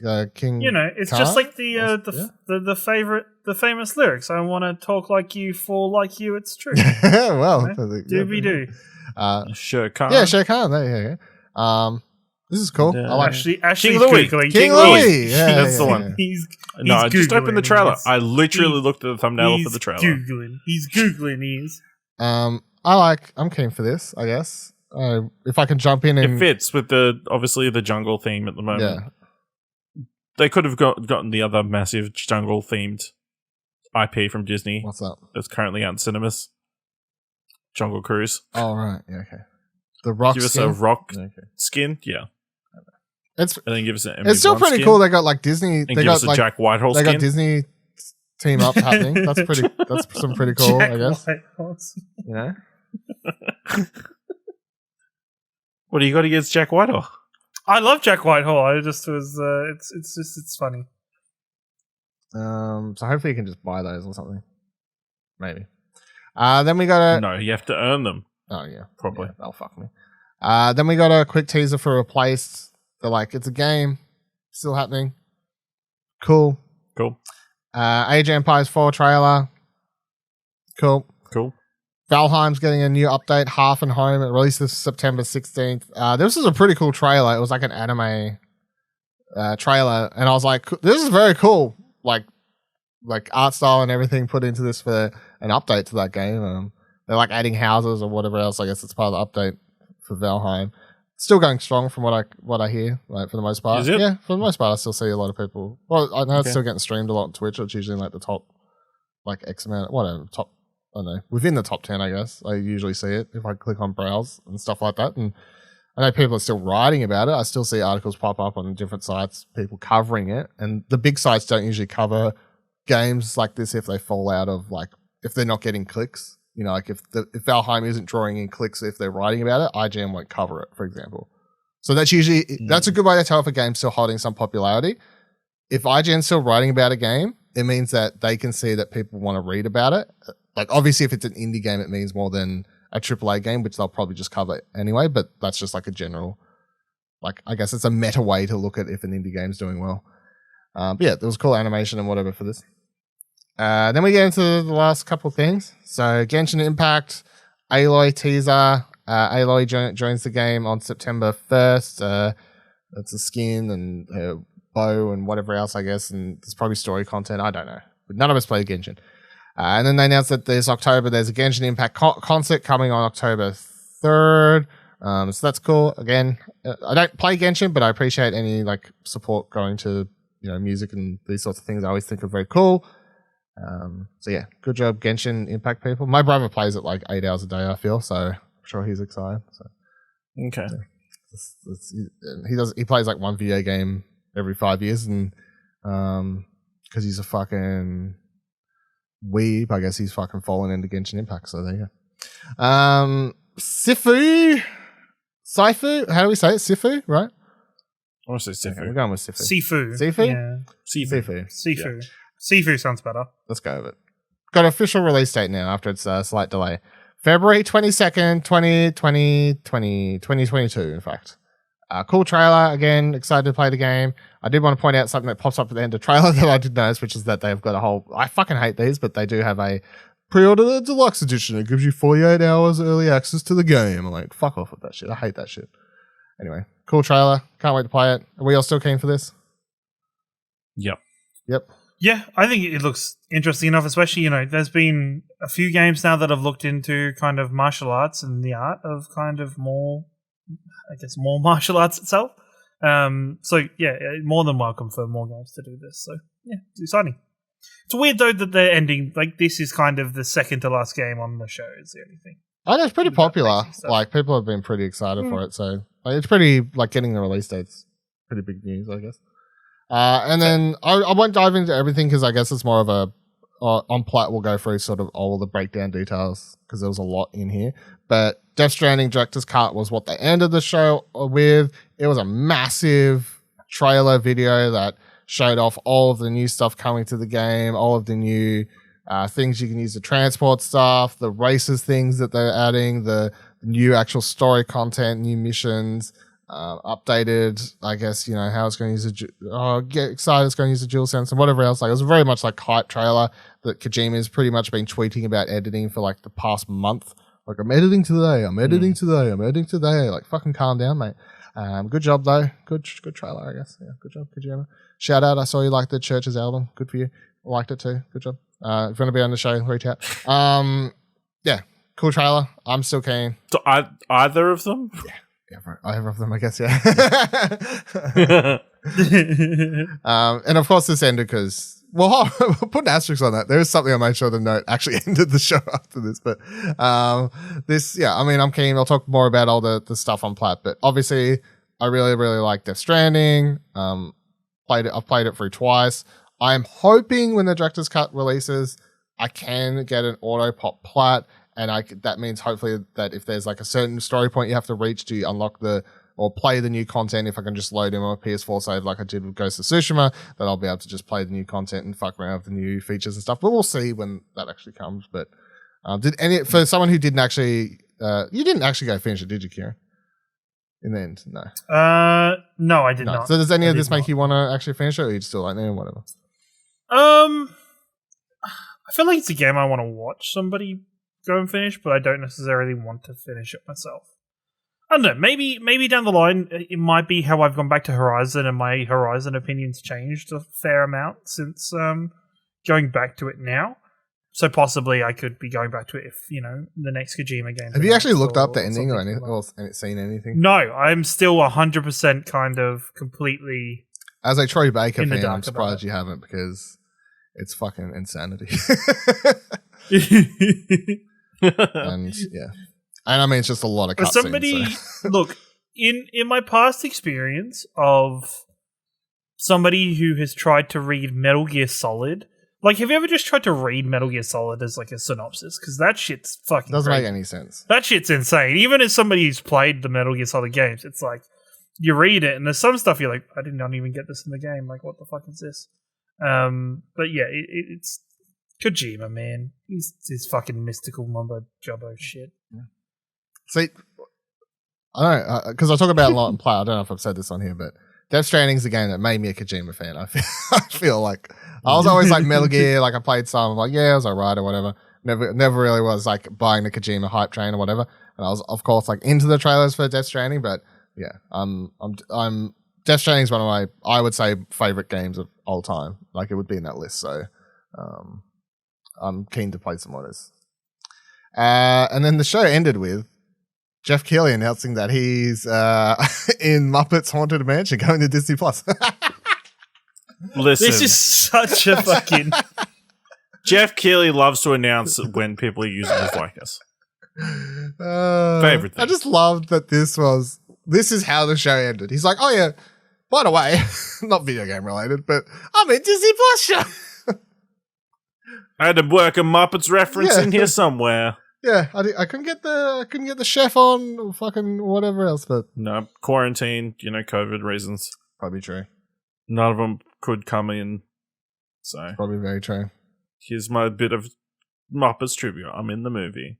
Well, my likeness is in the movie. I'm a fucking statue. Good job. I'm pretty sure he's a ghost or whatever. He'll be a ghost soon. You know what I'm saying? What? Wow. Guys, if Ashley Hobley goes missing in the next foreseeable future, this may be used as evidence. Appropriately, I would think. How do we all feel? The wrap up, opening night live. Kieran already said it was kind of poorly paced towards the end. Ash, did you feel the same? Or?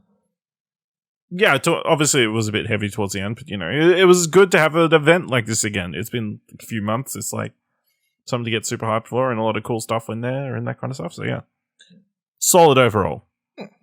1 up, 1 down. Fair. I would probably give it 1 up, 1 down as well, even though I guess my 1 up, 1 down is slightly heavier, but that's fine.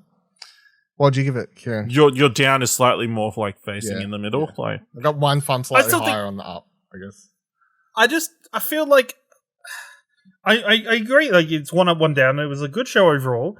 It was just like I had a whole bunch of sugar at the start of the show, and then about 3/4 of the way in, the sugar high ran out, and I hit the wall, and I was kind of just a little bit laggy at the end. Like, just ran out of steam. I feel like, just space out those first couple of trailers a little bit more and you're good. I think even if you've got metrics that are like, man, people's attention these days only lasts half an hour in these shows. If you're going to do a 2-hour show, space it out a bit. Otherwise, you're pretty much saying for future events, hey, only the first half an hour super really matters. Because really what you're doing, if you're spacing it out, you're hopefully bringing more exposure to the games that are lesser known that are going to be in between all the big things. Because people have to stick around to watch for the bigger things rather than, big things to be over and people to be like, okay, now I can turn it. Cool, I'm out of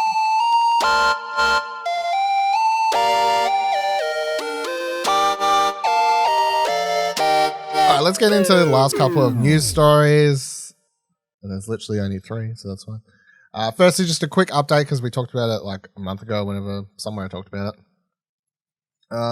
Netflix has officially begun testing the games part of their thing. So it's no longer a rumor or whatever that when it was originally reported, it's actual thing. So Eurogamer writes, true to its word, Netflix has added the first batch of mobile games to its streaming service, albeit as part of a Poland-only test to begin with. Reports Netflix plans to enter the world of video games began to circulate in May, and the company finally made it official in July, saying it was in, quote, in the early stages of further expanding into games, and it viewed gaming as, quote, as another new content category for us. So basically you can go on the app in Poland at the moment and you can find a games section and it currently shows you Stranger Things 2-3 games. When you click on them through the Netflix app, it just takes you straight to the Google Play Store to download them from them. But I guess they're just sort of testing how they would do it. But I don't know how they could integrate the game downloads into the app. It's probably always just going to do this, but they're going to expand the games. I guess they're probably developing some currently or whatever else. But yeah, that's how that's going to work. We kept being like, are they just going to put them in the app? Yep. That's literally all it is. I guess because Stranger Things 3 wasn't free. So, I mean, if you can get it for free through your subscription, I mean, that's something. I guess that's true. Maybe when you click it, it takes you to the Google Play. Yeah, I mean, it's like all this hype from people for, a link. Yeah, well, I mean, depends what they got in development. A tie-in game. Like the current games that aren't there, there's nothing to get excited about. It's just the sort of prospect of other potential games that Netflix could be working on if they're going to start taking gaming serious now. And then if there are some good games they're developing on their properties and they become part of the franchise, that you just get part of your subscription, or even if you had an extra couple dollars to get part of the games, I guess, as part of the subscription, which I could definitely see becoming a thing. I still think that's not a bad move for them as a company. So it's a thing. It's happening. They're testing it. Now we just gotta wait to see if there's some actual games to get you excited about having that as part of your subscription.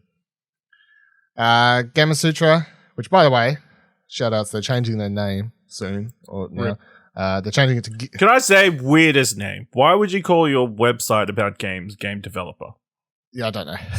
That was I read the headline like whenever they posted it early in the week, but they're like, yeah, we're changing the name of our website from Gamasutra to Game Developer. And the weird thing, I read their blog post and they're like, yeah, look, as I can't remember their editor's name, but the EIC was like, ever since I've worked here, it's been sort of that weird thing where I understand the name is sort of supposed to be a bit fun, tongue in cheek, Gamasutra or whatever, but some people always took it too serious or whatever, the sutra part and that sort of stuff. And it wasn't until reading that I was like, oh yeah, I guess people might get offended or quote unquote offended. I never even thought that was a thing or whatever, but so now going forward, that website will be called Game Developer, and they're switching to gamedeveloper.com, I think this week or next week or something from memory. So good going, because they are pretty serious. They write mostly very serious stories and stuff like that, and Mostly just news stuff, and that's what they sort of focus on. So I guess that's why they're changing to game developer, because they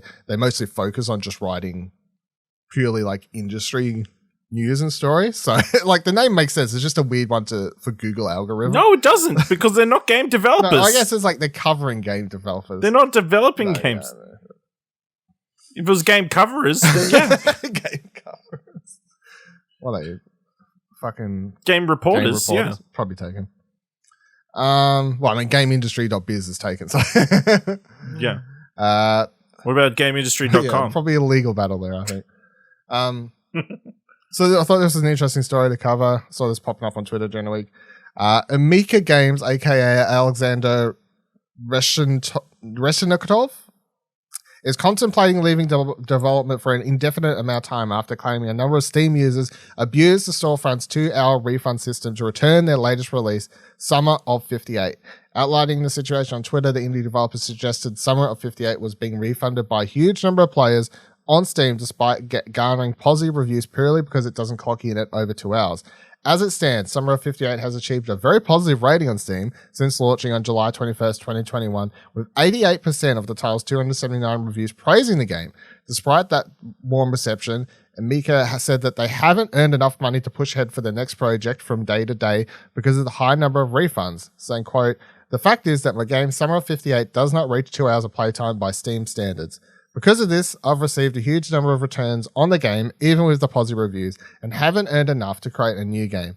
Thank you very much for supporting me. I'm very glad that you like my games, but since I have no means to do something new, I'll have to do something else." They did update on Twitter after this. They did make another post saying, "Thanks everyone for the support. You know, this has given me a lot to think about." A lot of people have been supporting them, like buying their game. I went on Steam, saw it was like on sale for like $9.95 or whatever, and I was like, I like horror games. This looks like a good horror game. Everyone's saying it's good. It's just under 2 hours. Sure, I'll spend the $9. So I brought it. So I've got it there as well. But I just thought this is one of those interesting things that comes up every now and then when it comes to Steam's refund policy, which at times people go, hey, Steam's refund policy is really good because if you get fucked on a game or whatever else. And I've used it once. I streamed a horror game once, like a couple years back, and I got to a point and the game was broken. I couldn't get past a certain point, like it was an indie horror game, and I returned it, and I wrote in the thing that I'm returning, like I filled that little section, was like, I can't get past this point. I've Googled it. Lots of other people are having problems. The only thing you have to do is restart the whole game. I'm like, I've already played it for like fucking 90 minutes. This like it's broken unless you restart. I was like, no, fuck this. I want a refund. So I've definitely done it. I felt like I was justified at the time because the fucking game was broken. But yeah, for people returning, so I think maybe them on Twitter or someone else I was reading somewhere was like, I think it was actually the developer on Twitter as well. They're saying it's kind of like buying a pizza, eating the full pizza, going, fuck, that was really good. Can I have a refund? Like, it's just, like your game was really good. I really loved it. I gave it a high review, but I want a refund. It wasn't filling though. Yeah. It didn't fill me up enough. Yeah. My for instance, it's people used to legitimately do this working at McDonald's used to come back with a burger that they've 3/4 eaten and be like, I want a refund on this burger. Really?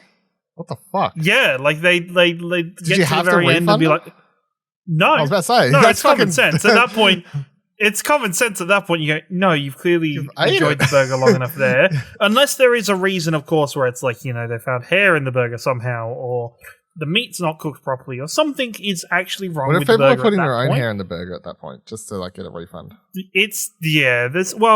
That's a whole it's definitely a thing with the return policy that is, there's a meme on a particular Twitch streamer's channel about, because they are very cheap and they live like they're very frugal, even though they're a very well-paid Twitch streamer and earn a lot of fucking money. Is that XQC or something? No, it's not XQC, actually. It's no. It's a very wholesome streamer called Saikuno, who's fairly big nowadays. But is that in New Zealand, he often jokes about... No. He's American. He's with Offline and TV and Pokemon and Disguised Toast and people like that. But he often makes jokes about, when they're playing variety games of like $1 or $2 games that he's playing, he has refunded them in the past. Really? Not because he didn't like them, but because part of the meme is he needs to pay his water bill, but he's refunded it because you can refund those games. Like there is definitely flaws in that system. Whether there's definitely in any system, there's always going to be people using it correctly, like you have, Dylan.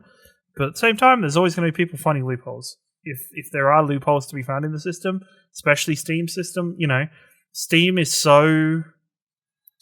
they're so like wanting to stick their head in the sand in terms of any kind of user focused, like consumer focused policies. They've been at logheads with freaking Australia consumer policy about consumer law about refunding processes and stuff like that in the past. So when they have implemented it, it's half-assed and not that great. So it's it isn't just not benefiting the consumer; it's working against developers and working against people who's actually trying to put some hard effort and get some reward for their hard work in these games. So yeah, there's a lot to be desired still on that front. Yeah, I mean, I feel like there just has to be something. Like straight away, I think, okay, we'll add an achievement for beating the game, and if someone, if someone has the achievement unlocked, you can't refund the game. like a way to tell if people have played enough very easily. It's been very annoying watching people try and justify that people were getting a refund on a game they've finished. It's like you can't go to a movie theater, not like the movie, see the whole thing, and then ask for a refund. And it's pretty much exactly. And people do that even with like the ones jumping on board with Cyberpunk last year, with which is relatively in many ways a dysfunctional game and did have a lot of problems. I mean, people are asking for PlayStation refunds, and the PlayStation refund system's fucked. But people are asking for refunds, rightfully so, because they were like, the game freezes. I can't play it. Especially on PS4, right? Like where it was a complete fucking mess. They were like, I can't play the game. Can I have a refund? And it was like. And that's why PlayStation ended up taking it off the store, because they were getting so many refund requests and emails, and they don't have a good refund system. And they don't know how to do it. But they were like, oh my God, we're just taking it off the store. But at the same time, for all those refunds of people who definitely had problems who couldn't play the game, there were also people who definitely finished the game and played through the whole thing and didn't have any issues that were still capitalizing on using that refund system. It's just a part of, it's the scummy part of humanity, kind of in general, is the greed and taking advantage of situations. Well, the good thing about Sony not having one is if this game, Summer of, was it 57, 58? Summer of 58, if that was on PlayStation and you finished it and you wanted to refund it, the process in which to get one, because there isn't an easy system, it's so difficult that most people simply wouldn't. And even if they did email Sony and were like, hey, I want to refund it because... it wasn't very long, Sony would probably reply and go, too fucking bad. You're not getting a refund. So Steam's automated system's handy for a lot of things, but this is definitely the case where the little guy is getting fucked by it, Fucked. Yep. Which is unfortunate. Yep. Yeah. I think, just put it on the Epic Game Store. Yeah, no refund system there, I don't think. No automated one, at least, as far as I'm aware. Itch.com or whatever it is. Yeah.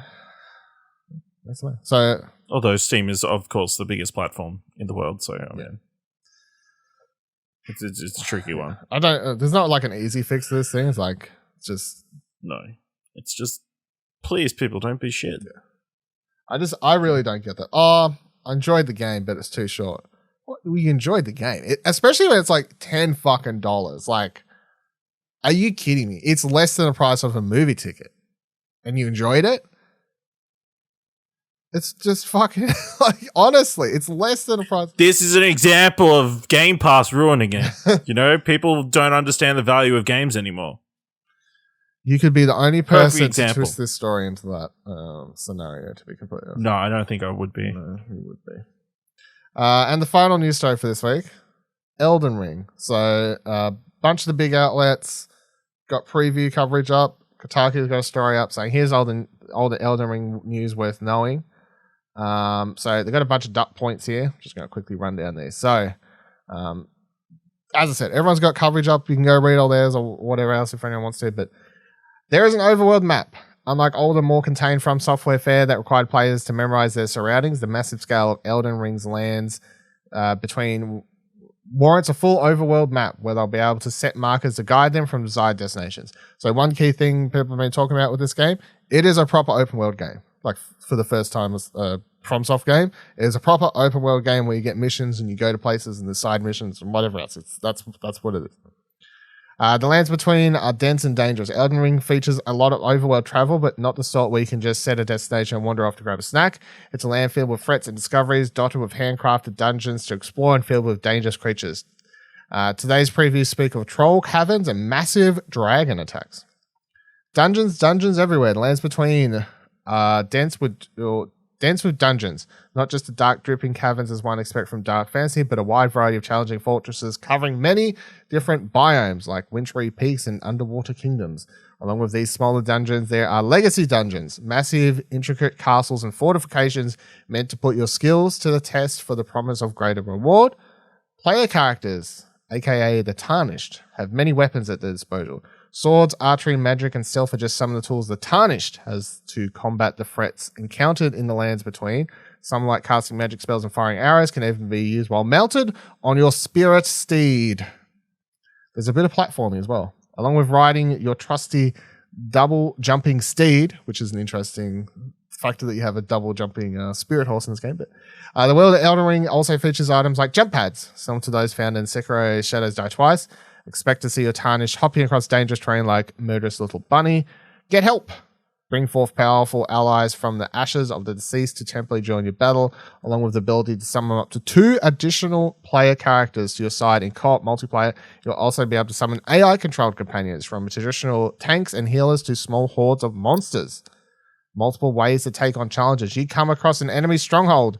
Do you storm in the front entrance, take on the enemy's most powerful defenders, or do you sneak through the side door and stealthy way to your ultimate goal? Expect to see lots of fun videos of players overcoming obstacles in creative ways. Familiar ground. While Elden Ring sounds like From's most ambitious game yet, familiar features and mechanics will still be in place. Fast travel is there. There's a young woman who helps players manage their stats as they power up. There's even a hub world where adventurers gather before rushing off to get themselves killed. The pot goblins might be your friends. The pop goblins, also known as the Pop Boys, have charmed players since their debut. The brave folks at Fextra Life, via Patrick Klebick, used one of their preview questions to ask about the Pop Boys, and the following response was given. The Pop Boys. We hope that players can explore and find their answers in regards to the Pop people. You're free to befriend them if you wish, but we can't promise that you won't have to smash them. Poor Pop people. Mostly the overall coverage gave a lot better idea. So when we got the original trailers, it kind of just looked like a typical Souls game to a degree. Obviously, sort of combat looked like Souls combat. I guess more in line with like Bloodborne or Sekiro, like faster than the Dark Souls Knight heavy combat or whatever else. But I think all this sort of stuff, especially when they're talking about big open world, multiple ways to take on these dungeons and monsters and whatever else, I think I don't want to curse it, but potentially sounds like it could be the most accessible From Software game, especially if there is a lot more variety to how you can play the game. It's got the RPG factor, so you can build your character how you want. Potentially there's always going to be that thing where it's like, well, the easiest way to play the game is like just building like a long-ranged archer or something like that, and that could be a way for people to get into the game who want to experience it that way. So on and so forth. Another clarifying thing that's not in here that I read elsewhere was that for people who are like, how's this game coming out? George R.R. Martin is not writing the in-game script. He wrote like the world. That helps. He created the world and the general like lore or whatever, but the actual creation of the writing of the actual game is not actually being done by him. So that's how we've got the game happening. Kieran, is anything about Elden Ring doing anything for you? Or I still think I need to just see more of it. I feel like I need to feel more of what this game is. I think the biggest thing is, having George R.R. Martin on board is interesting, but at the same time, I just want more story from FromSoft. I think there is so much lore to Dark Souls, but you have to dig so deep to find it. They did confirm the story will be easier to digest in this one, and you'll get it in more traditional means, like via characters and that sort of stuff. So that is more exciting. That's definitely more appealing and more exciting to me. I appreciate environmental storytelling and kind of doing it that way. But I feel at the same time there needs to be something kind of motivating characters and pushing everything across a bit more for me. So yeah, I'll definitely check it out more when it comes out, when there's more of it to access in the game. But at the same time, I'm not kind of putting all my chips on Black just yet. It's not that far away, January. So Ash, anything doing it for you here? No, yeah, like Kieran said, I think I need to see more. It looks like cool. These dot points are interesting stuff, but like, is the gameplay going to be drastically different or accessible or interesting to someone who hasn't been into the Souls games? We have to wait and see. That's fair. All right. I'll do it for this week's episode of Arcade Couchy. Let us know any comments, questions, or concerns you've had by heading to explosionnetwork.com/Twitter, explosionnetwork.com/Discord. And you can, if you liked the episode and thought it was worth $1, head on over to our Ko-fi page, explosionnetwork.com/support. Give us $1, set up a recurring fee of a recurring payment of $1 to support, so that would be greatly appreciated. You got something you want to say, Kieran? Nah? All right. No, carry on. Just goodbye, everyone. Be sure to check out explosionnetwork.com/shop for all our Arcade Couchy merch. See you here, same time, same couch next week. Bye. No, in this same timey, same couchy.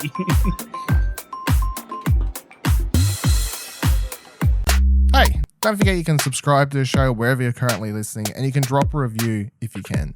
Find more great shows like this and more content over at explosionnetwork.com, and please consider supporting us for as little as $1 over on our Ko-fi page by heading to explosionnetwork.com/support. Thanks for listening.